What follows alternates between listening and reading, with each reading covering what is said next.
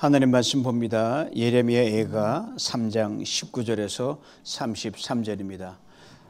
예레미야가 3장 19절로 33절 제가 읽어드립니다. 내 고초와 재난 곧 쑥과 담즙을 기억하소서. 내 마음이 그것을 기억하고 내가 낙심이 되오나 이것을 내가 내 마음에 담아두었더니 그것이 오히려 나의 소망이 되었사오면 여호와의 인자와 긍휼이 무궁하심으로 우리가 진멸되지 아니함이니이다. 이것들이 아침마다 새로우니 주의 성실하심이 크시도소이다. 내 심령에 이르기를 여호와는 나의 기업이시니 그러므로 내가 그를 바라리라 하도다. 기다리는 자들에게나 구하는 영혼들에게 여호와는 선하시도다. 사람이 여호와의 구원을 바라고 잠잠히 기다림이 좋도다. 사람은 젊었을 때에 멍에를 매는 것이 좋으니 혼자 앉아서 잠잠할 것은 주께서 그것을 그에게 메우셨습니다. 그대의 입을 땅에 티끌에 댈지어다. 혹시 소망이 있을지로다. 자기를 치는 자에게 뺨을 돌려대어 치욕으로 배부릴지어다. 이는 주께서 영원하도록 버리지 아니하실 것임이며 그가 비록 근심하게 하시나 그의 풍부한 인자하심에 따라 긍휼히 여기실 것이라. 주께서 인생으로 고생하게 하시며 근심하게 하심은 본심이 아니시로다. 아멘. 복된 주일입니다. 예레미야 이사야부터 예레미야까지 통독 끝나고 이제 첫 주를 맞습니다. 통독을 지나면서 어떻게 그런 상황에서 소망을 외칠 수 있을까? 소망을 외치는 사람은 남에게 복을 선포하는 사람입니다. 서로에게 복을 선포하는 선포 입술로 이 예배를 열기를 원합니다. 함께 찬양하죠.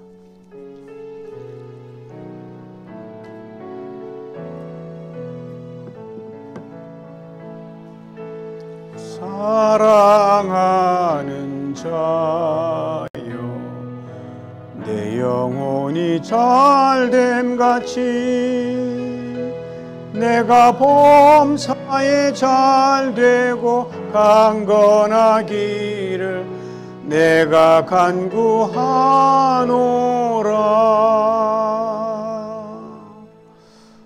우리 모두 인생을 이만큼 살아왔으면 고난 없는 사람이 하나도 없습니다. 크냐 작으냐의 차이뿐입니다.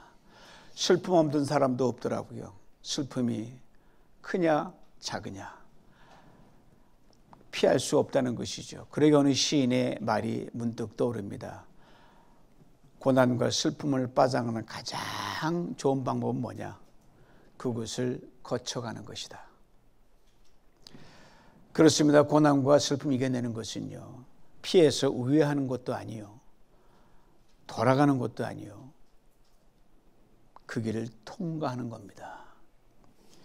여기서 잊지 말할 두 가지가 있습니다. 첫째는 고난과 슬픔은 영원하지 않다는 겁니다. 둘째는 고난과 슬픔 뒤에는 반드시 영광이 있다는 겁니다. 제가 좋아하는 찬송가 한 소절을 여러분에게 읊습니다. 주 앞에 나올 때 우리 마음 기쁘고 그 말씀 힘되어 새 희망이 솟는다. 고난도 슬픔도 이기게 하옵시고 영혼에 잇대어 살아가게 하소서.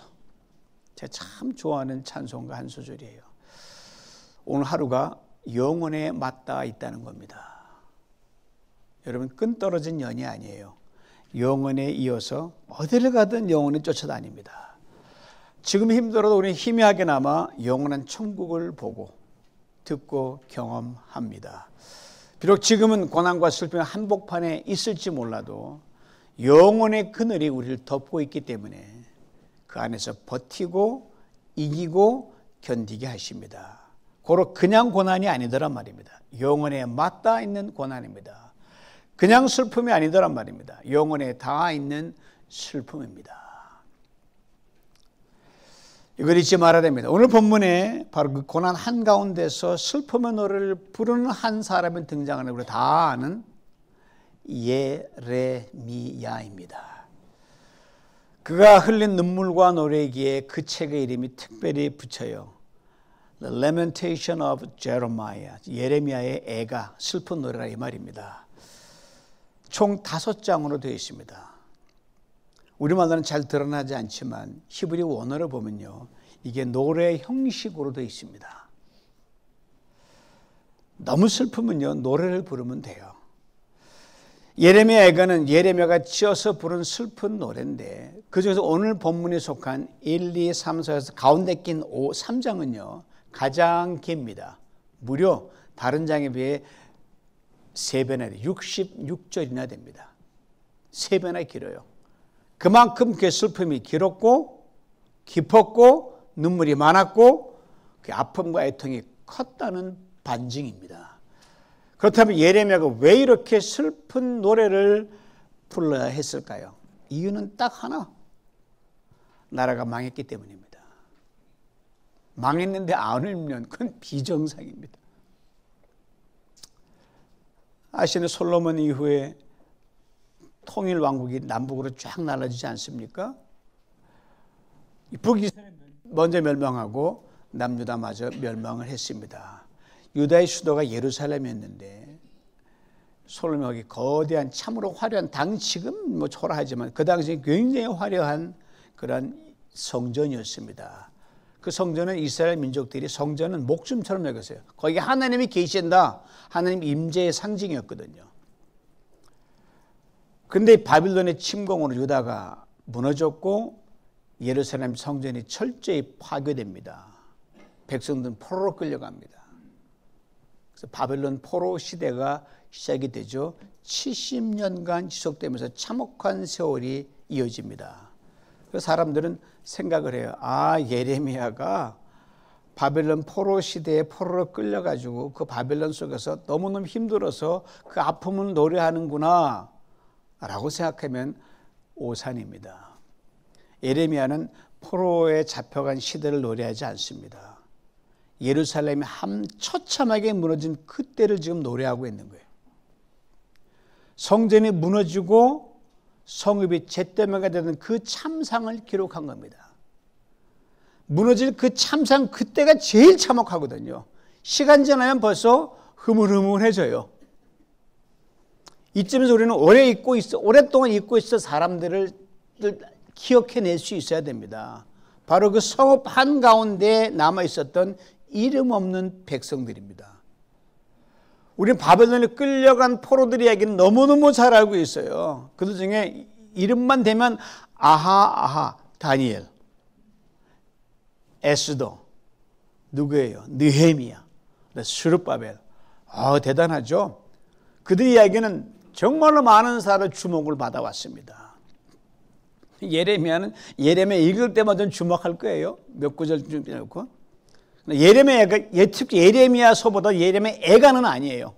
너무 슬프니까 스킵해버릴 때가 많이 있거든요. 바로 이 책이요, 이름도 빛도 없이 남겨진 백성들의 이야기입니다. 그들은 바벨론으로 끌려갈 가치조차 없는 사람들이에요. 포로로 끌려가도 힘께나 쓰고 머리 두뇌를 빌릴 사람들을 끌고 가야지, 어리버리한 사람 너 남아있어 그러잖아요. 그런 사람들이에요. 아무런 배경도 힘도 없는 사람들이었습니다. 솔직히 말씀드리면 그때 포로로 하나님의 말 순종해서 포로로 잡혀간 사람들은요, 포로지만 특혜를 누렸던 사람인 거 아십니까?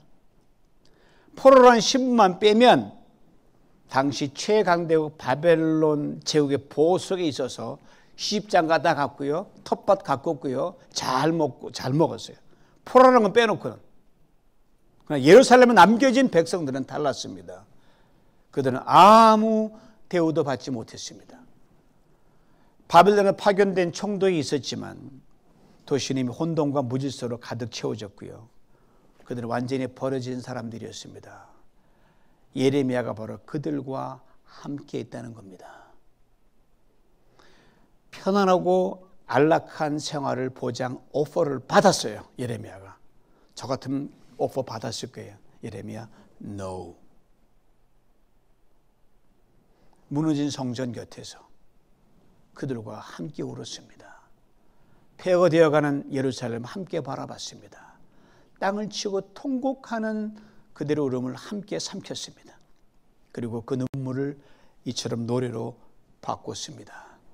그래서 이 노래를 우리는 예레미야 애가라 부릅니다. 저는 이 점에서 구약의 수많은 선자들 가운데서 예레미야가 가장 마음에 와 닿고요. 선자 예레미야를 가장 저는 좋아합니다. 그는 백성의 슬픔을 외면하지 않았습니다. 백성의 눈물, 아픔, 애통함, 고난 속에 자신의 몸을 던졌어요. 그래서 진정한 선지자요, 참된 리더였습니다. 다니엘도 훌륭하지만 저는 다니엘보다 예레미야에게 훨씬 후한 점수를 주고 싶습니다. 오늘 보면 19절은 당시의 비참한 실상을 고발합니다. 노래합니다. 내 고초와 재난, 곧 쑥과 담즙을 기억하옵소서. 고초라 했습니다.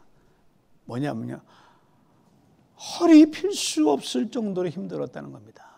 여러분, 허리 한 번 펴는 게 얼마나 이게 큰 차이인 줄 아십니까? 고개에 들 수 없는 처지가 고초입니다. 재난이라고 했습니다. 성은 무너졌습니다. 집들 찢겨나갔습니다. 마땅히 눕거나 앉을 곳조차 없이 흙더미 잔웃점에 그대로 너부러져 있었고, 말 그대로 생 홈리스였습니다. 쑥과 담즙이라고 했습니다. 쑥 잡숴보셨죠? 쓰죠. 쓰니까 쑥이에요. 독초를 삼키는 것 같았습니다. 그만큼 그들의 삶은 쓰디 썼습니다. 여전히 20절에 예레미야는 이렇게 노래합니다. 내 마음이 그것을 기억하고 내가 낙심이 됩니다. 낙심 안 되면 이건 사람이 아니죠. 그저 그만한 가벼운 낙심이 아니라요, 영혼과 정신과 마음과 온 존재가 끝없는 절망 속으로 계속 곤두박질 치는 그런 낙심입니다. 그가 누구예요? 하나님의 선지자입니다. 그 이유 때문에, 낙심당하는데 선지자 그 타이틀 때문에 백성들의 원망을 온몸으로 받아낸 거예요. 또 선지자라며 다 받아낸 거예요. 본문 30절은 그 현실을 직감케 해주는 표현이 있어요. 자기를 치는 자에게 뺨을 돌려대요 치욕으로 배부를지어다. 두 가지를 할 수. 첫째는 예레미야는 수도 없이 뺨을 맞았습니다. 둘째, 그는 욕을 실컷 먹었습니다. 배부를 정도로 욕을 먹었어요. 나라가 망하기 전에도요, 제사장으로부터 예레미야가 억수로 그냥 피해를 보고 엄청나게 수모를 당했거든요. 나라가 무너진 이유는요, 절망한 백성들의 분노를 온몸으로 다 받아내야 했습니다. 뺨 얻어맞고 욕먹고. 그러나 예레미야는 말없이 견뎠습니다. 그 고통을 노래로 바꿉니다.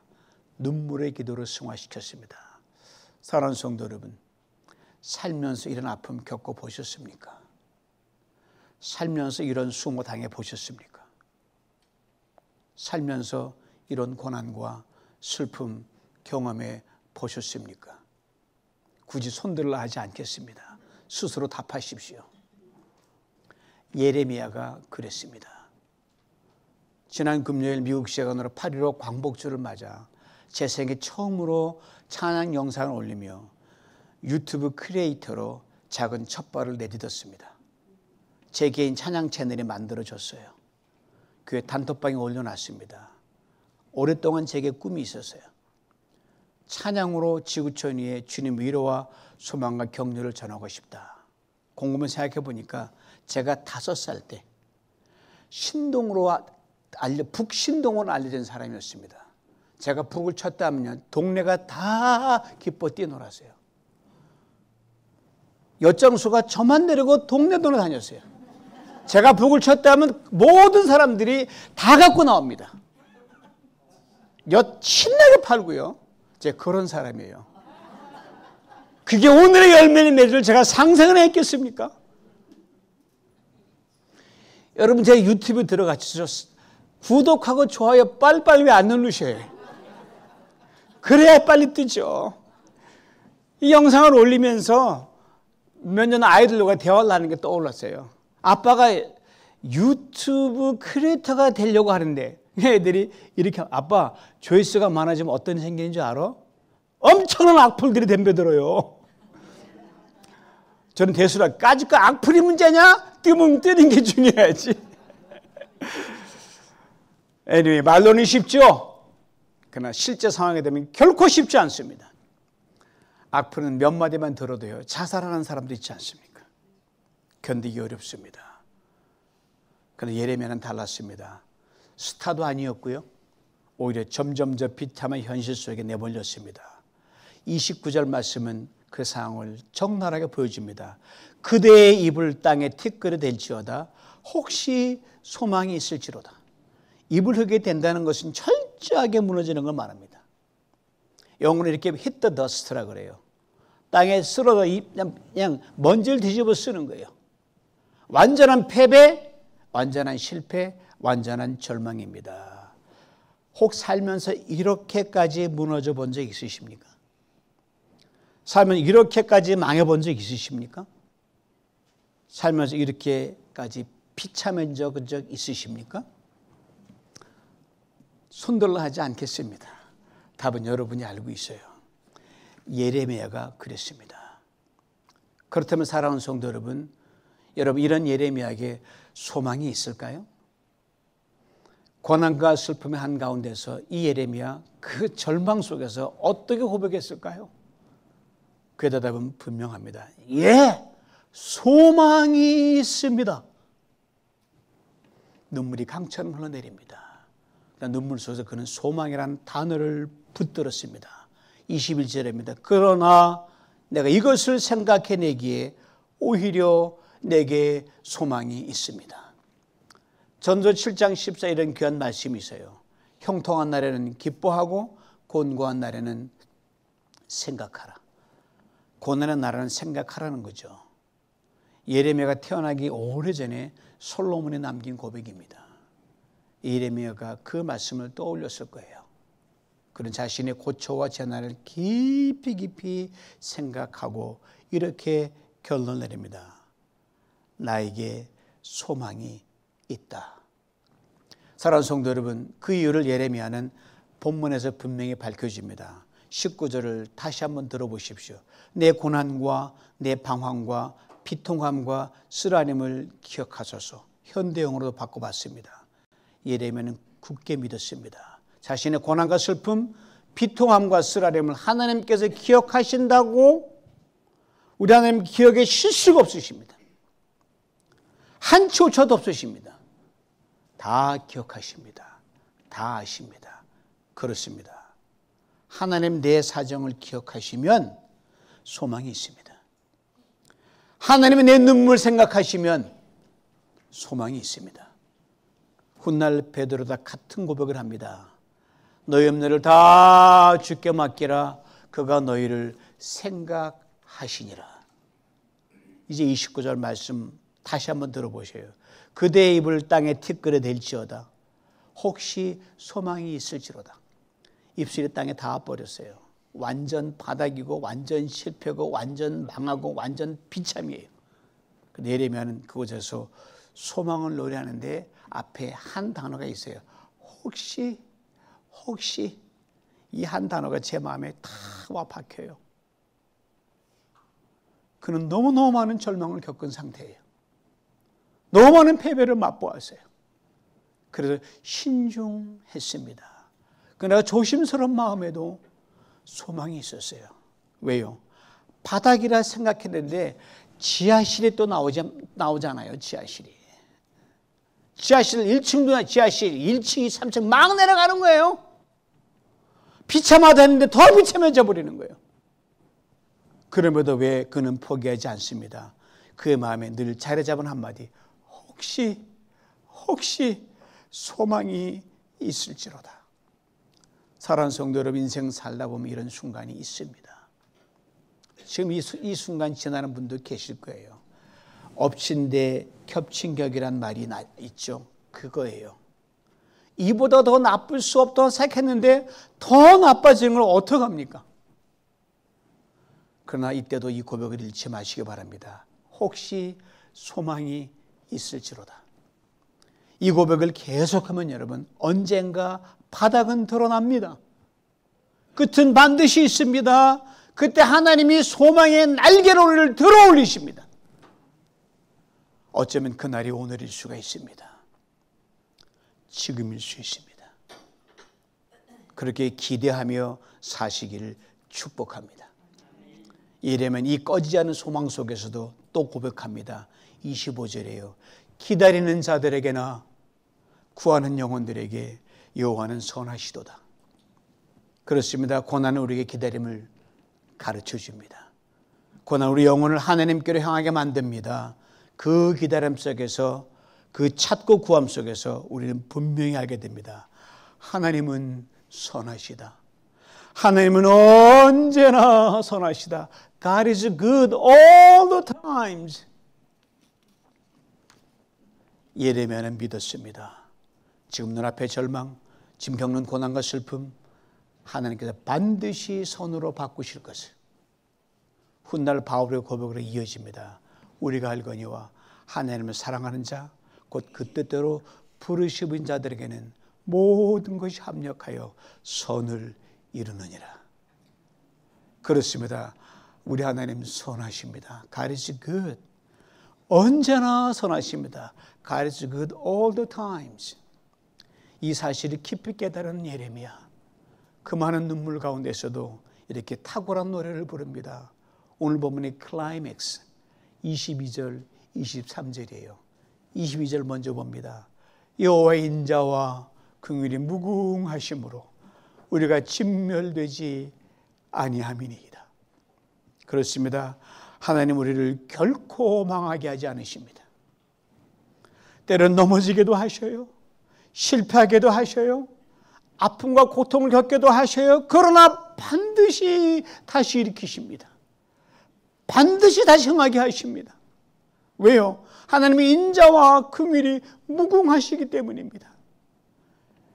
무너진 예루살렘은 봤습니다. 성전이 잿더미 되는 걸 봤습니다. 그러나 동시에 봤습니다. 하나님 이스라엘을 끝내 망하게 하지 않는다는 사실을, 하나님 무궁한 인자와 긍휼이 그들을 받쳐주고 있다는 사실을, 분명히 망했습니다.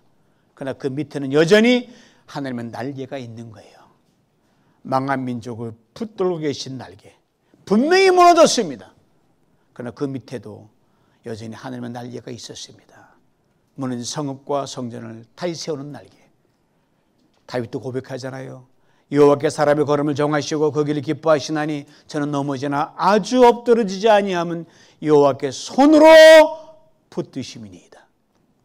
보십시오. 하나님의 손, 하나님의 날개, 그 무궁한 인자와 긍휼이 예레미야를 붙들었습니다. 무너진 백성을 붙들었습니다. 그래서 그는 다시 노래합니다. 23절에요. 이것이 아침마다 새로우니 주의 성실하심이 크십니다. 참으로 놀라운 고백입니다. 폐허가 된 예루살렘, 이름 없는 백성들, 그들의 삶은 끝없는 상실이었습니다. 끊임없는 고통이었습니다. 완전한 잊혀짐이었습니다. 밤이 되면 이런 기도를 분명히 했을 거예요. 내일 안 왔으면 좋겠다. 차라리 내일 눈 안 떴으면 좋겠다. 혹시 여러분도 이런 날을 살아본 적이 있으신가요? 혹시 그런 시간이 오래 이어진 적이 있으십니까?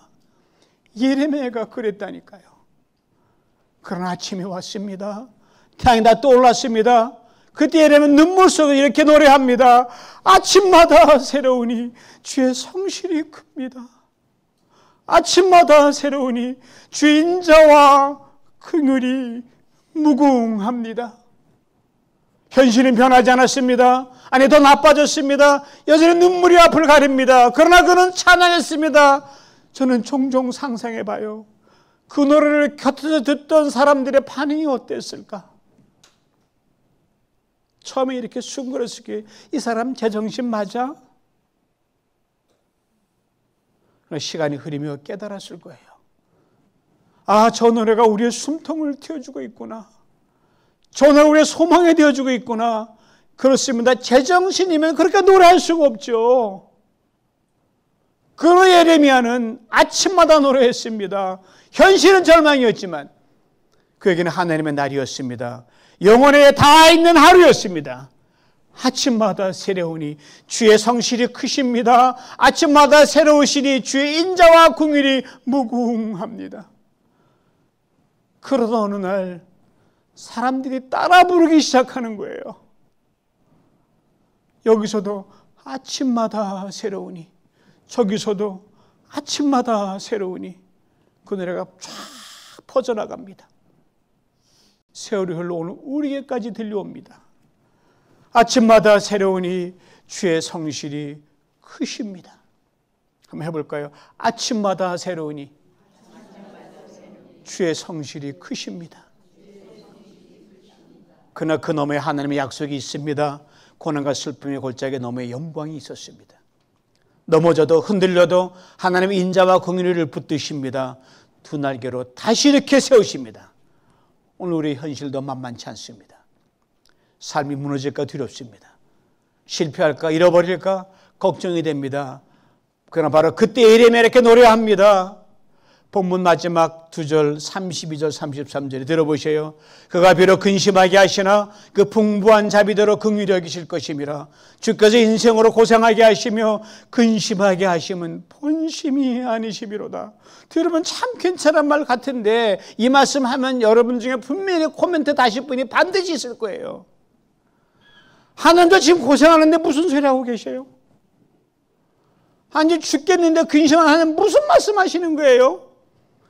주님 대답을 잘 들어보시기 바랍니다. 그러면 그런 줄 알고 믿어. 아시겠습니까? 그렇습니다. 현실은 근심투성입니다. 그러나 하나님은 더 풍성한 긍휼로 덮으십니다. 현실은 고생이고 고난과 슬픔이고 수치입니다. 그러나 하나님의 본심은 영광입니다. 하늘의 본심은 일으키심이요 구원이요 소망이요 축복입니다. 예레미야가 이 하나님의 본심을 정확하게 읽어낸 거예요. 그리고 노래했습니다.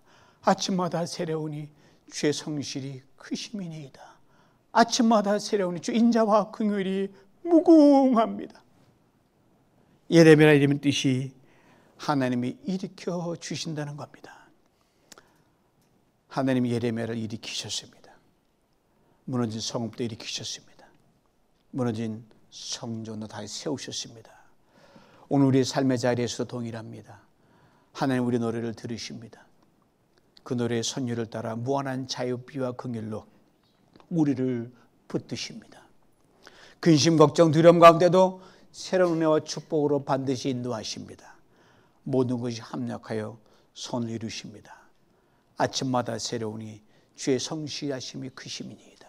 아침마다 새로우니 주의 인자와 긍휼이 무궁하십니다. 예레미야의 소망의 노래가 여러분 훗날 예수 그리스도 안에서 확실하게 확증되고 컨펌 됐습니다. 우리의 죄와 허물, 우리의 고초와 재난, 쑥과 담즙을 예수님이 십자가에서 친히 담당하셨습니다. 그리고 죽으셨으나 다시 살아나셔서 이 소망이 영원하고 확실하다고 증거해 주셨습니다. 고로 어떤 절망의 어두운 그림자가 우리를 덮는다 할지라도 우리 이 노래를 부를 수 있습니다. 아침마다 새로우니 주의 성실이 크십니다. 아침마다 새로우니 주의 인자와 긍휼이 무궁하십니다. 그때 주님께서 우리를 다시 일으켜 세울 줄 믿습니다.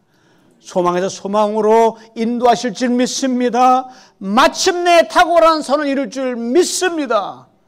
이 은혜 안에 매일 가는 우리 모두가 될 수 있기를 주님의 이름으로 축원합니다. 기도합니다. 주님 고통이 그칠 줄 모릅니다. 아픔과 슬픔이 눈물이 되어 오르는 시간이 많습니다. 그러나 우리보다 더 깊은 고통과 긴 눈물의 시간을 보냈던 예레미야를 기억하며 위로를 얻습니다. 주님 수많은 불안과 위기 현실 속에서도 우리의 생명을 지키시고 새날 맞게 하신 걸 기억합니다. 하오나 매일 떠오르는 태양을 당연시 여겼고 새날을 감격으로 맞지 못했습니다. 그리고 늘 아이고 이 또 하루가 시작되는구나 그렇게 했던 우리의 우둔함을 긍휼히 여겨주시옵소서. 이제는 어떤 고난과 문제와 위기 속에서도 눈을 뜨며 만난 아침마다 이렇게 노래하기를 원합니다. 아침마다 새로우니 주의 성실이 큽니다. 아침마다 새로우니 주의 인자와 긍휼이 무궁합니다. 삶이 다시 우리를 눈물 짓게 할지라도 감당할 수 있는 무거운 짐 어깨에 놓일지라도 이 노래 멈추지 않게 하여 주시옵소서. 날마다 새롭게 부으시는 주님의 은혜와 긍휼로 우리 속사람을 강건케 하옵소서. 주의 구원을 보게 하옵소서. 주의 일으키심과 세우심과 형통케 하심을 경험하게 하여 주옵소서. 우리가 우리 노래가 가정에서, 직장에서, 교회와 삶의 현장에서 함께 드리는 합창이 되게 하여 주시옵소서. 절망의 골짜기에 울려 퍼져 소망의 노래가 되게 하여 주시옵소서. 마침내 그 끝에서 예배하신 찬란한 영광을 누리게 하실 줄 믿습니다. 예수님의 이름으로 기도하옵나이다. 아멘.